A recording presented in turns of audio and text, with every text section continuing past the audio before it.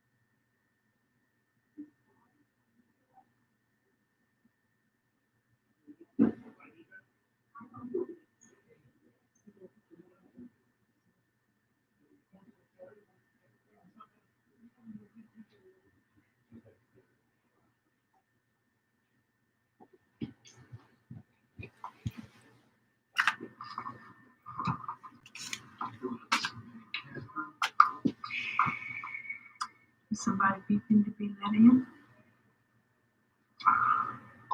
We can back call up on everybody. Okay, Right now, we know. okay. See Dr. Parker has joined us, Ms. Lewis, Mr. Sage, Mr. Harvey, Ms. Lynch, Schrock, Mayor Camper. Okay. Good afternoon. I'd like to call this August 17th, 2020 meeting of the Wilson County Board of Education to order. Members of the board, before we get to approve the agenda, we have an agenda item to add. If you would go under the action items under Roman numeral 7, and at the completion of the revised policies that we will be discussing, please add an item D, CEP expansion. That's the community eligibility provision expansion, as there have been new guidelines that have come before us. That will be an action item. Please note that there will be under the contracts, there will be the addition of a contract on the sheet for Trinity 3.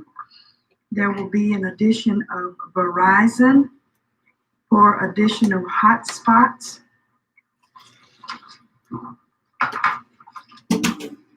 And with those stated changes, the chair will entertain a motion for the approval of the amended agenda. Madam Chair, Mrs. Powell, I move that we approve the agenda with the amended items for the August 10th August 10th Wilson County Board of Education meeting, today is August the 17th. August 17th, excuse me, I'm holding behind. That's all right. Seeing we met last Monday, that's perfectly okay. Sorry. So you're moving to approve the amended August 17th, 2020 agenda? Yes. All right, is there a second? Second.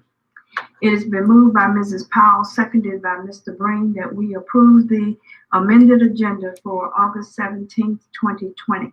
Is there any discussion? Hearing none, all in favor of the motion, let it be known by the sign of aye. Mr. Breen? Aye. Mr. Farmer? Aye. Mr. Mercer?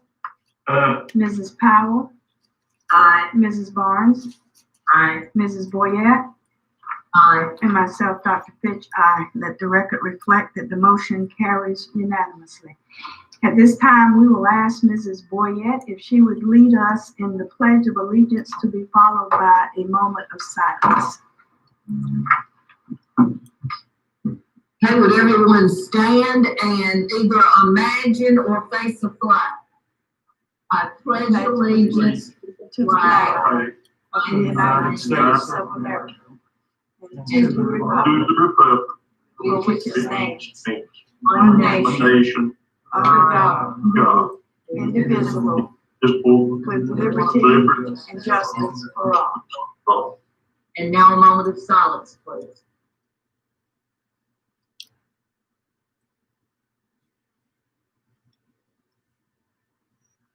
Thank you.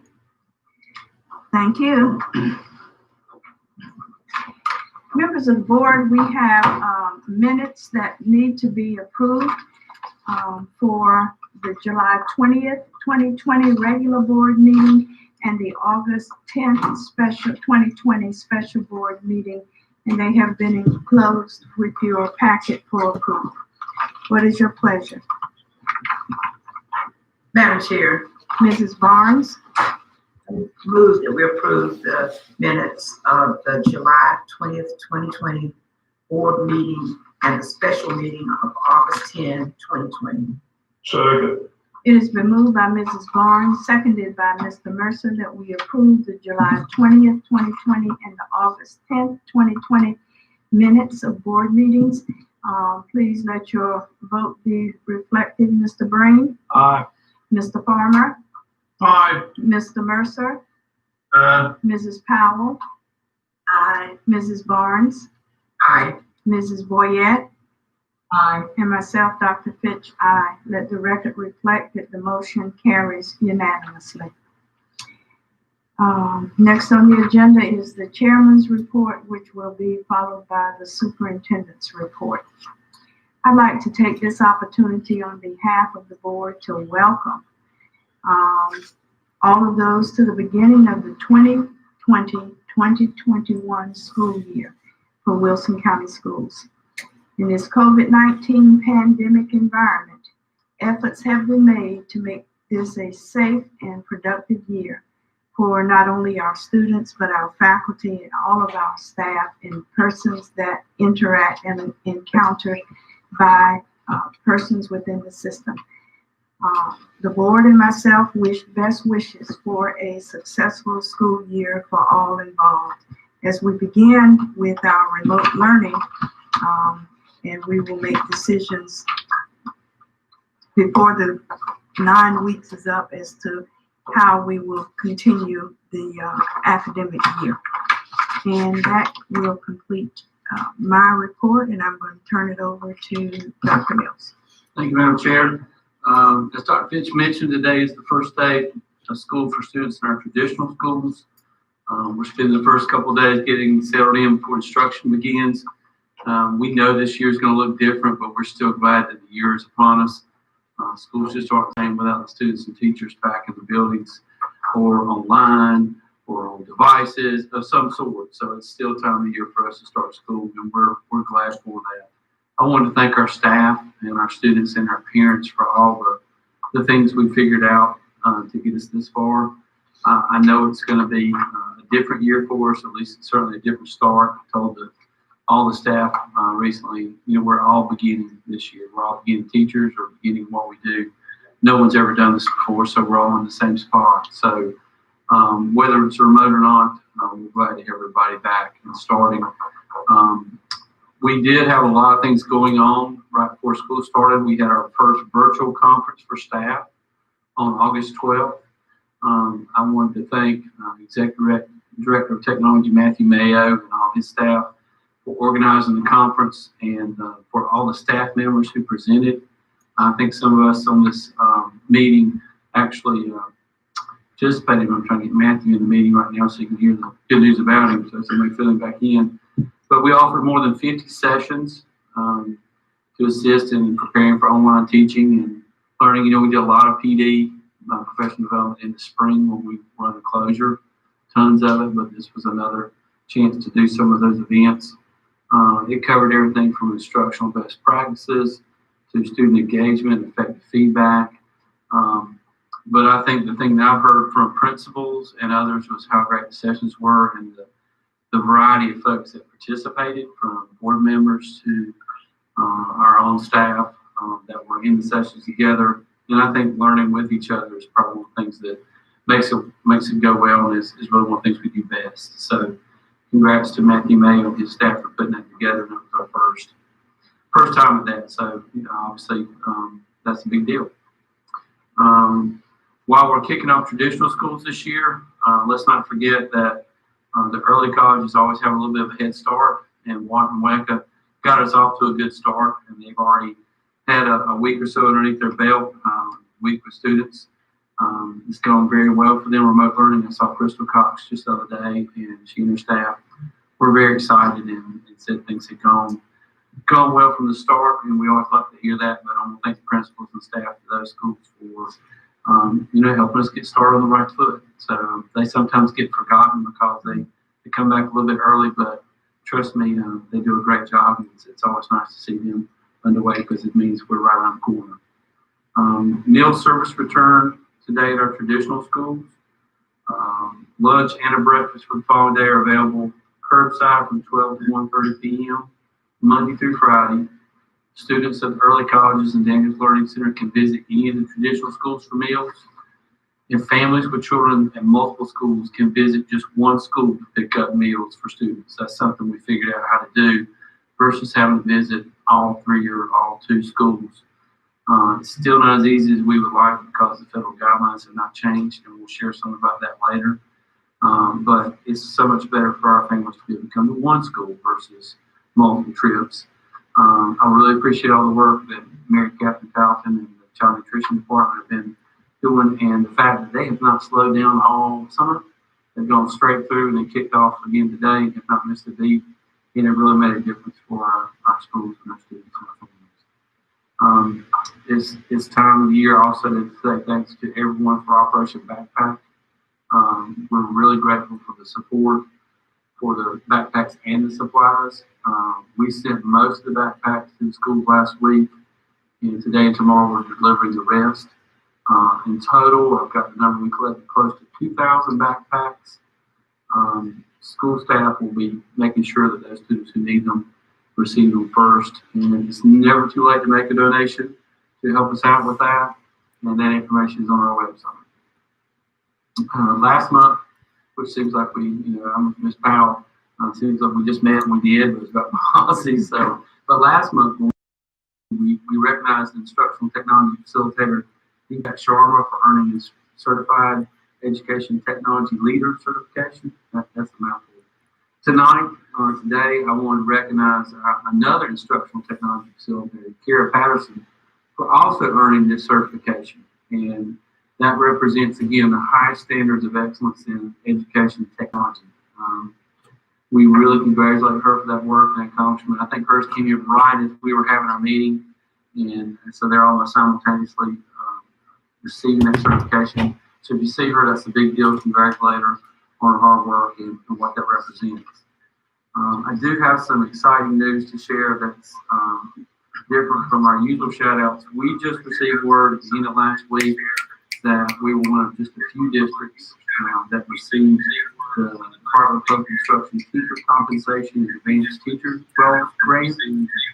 We've heard earlier that we were in the running, but I think there was only a couple of schools, 4. I was going to say 3, but I wasn't correct, 4. They received these grants.